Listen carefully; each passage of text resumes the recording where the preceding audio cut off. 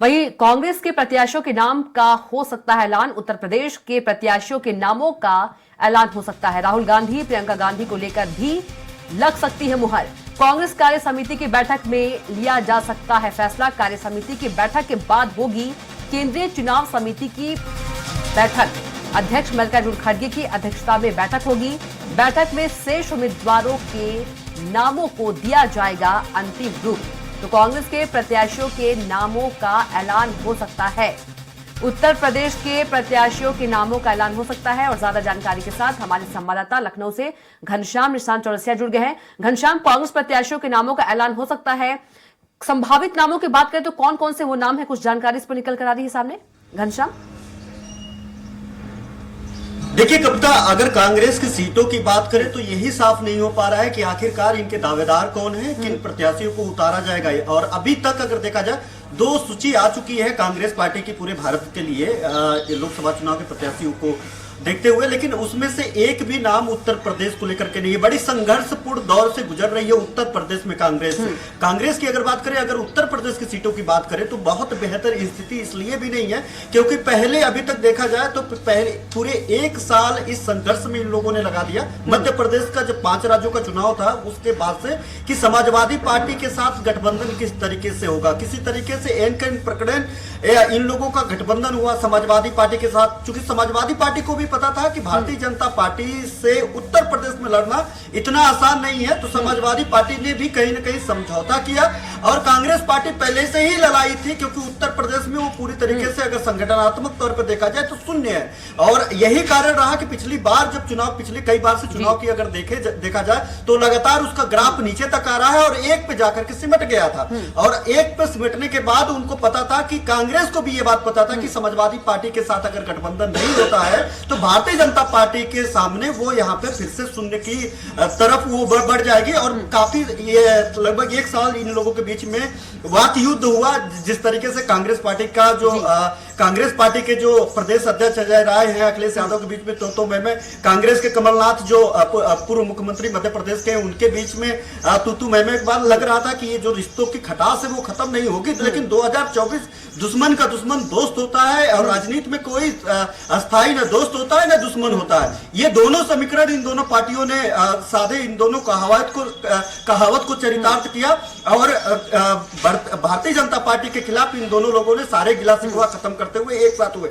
अब दूसरी बात आई कि ठीक है, इन्होंने गठबंधन किया, पहले 7 सीट, फिर 13 सीट, फिर 17 सीटों पे बात बनी। अब 17 सीटों में जो परंपरागत सीट है कांग्रेस पार्टी की, रायबरेली, अमेठी, यहां से किसी नाम का चर्चा अभी तक नहीं हुआ। यहाँ के जो अगर प्रदेश कांग्रेस कमेटी की बात माने तो अजय राय ने जब अभी समाजवादी पार्टी कार्यालय में जाकर के अखिलेश यादव से मिले थे और संयुक्त रूप से एक प्रेस वार्ता को संबोधित किया था, उसमें कहा था कि हमारा जो पार्टी नेतृत्व है वो ये चाहता है कि गांधी परिवार का ही कोई व्यक्ति सदस्य यहां से चुनाव लड़े। और ऐसा हम लोगों ने प्रस्ताव बना करके केंद्रीय नेतृत्व को दिया है। और अब ये इस बयान से साफ हो गया कि अभी तक ये लोग साफ नहीं कर पाए कि कौन लड़ेगा।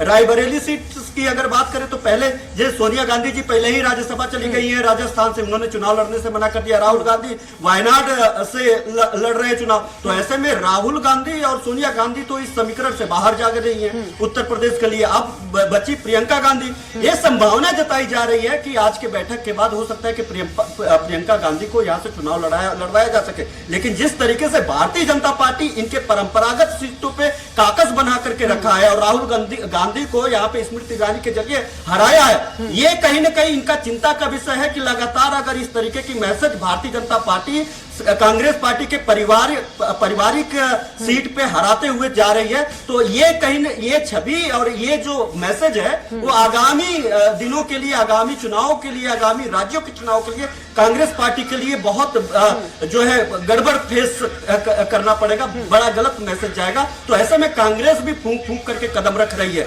लेकिन अब जो है समाजवादी पार्टी भी प्रेशर करने लगी है क्योंकि लगातार जिस तरीके से अखिलेश यादव मीडिया से मुखातिब हो रहे हैं तो उनसे कांग्रेस कांग्रेस के बारे में जब पूछा जाता है तो वो कहते हैं, भले कहते हैं, उनका जवाब होता है कि ये बातें कांग्रेस पार्टी से पूछे, लेकिन ये बात भी कहते हैं कि ये उनका आंतरिक मामला है, लेकिन हम ये चाहते हैं कि जल्दी से जल्दी सीटों पे निर्णय ले और खासतौर पे इस इंपॉर्टेंट सीटों पे निर्णय ले, ताकि ये तय हो जाए जो इंडिया गठबंधन को लेकर के जो मैसेज कन्वे हो रहा है इंडिया गठबंधन के ऊपर, वो मैसेज कन्वे जाना बंद हो, जिसका फायदा समाजवादी पार्टी को भी मिले, कांग्रेस पार्टी के जरिए नुकसान समाजवादी पार्टी को न उठाना पड़े।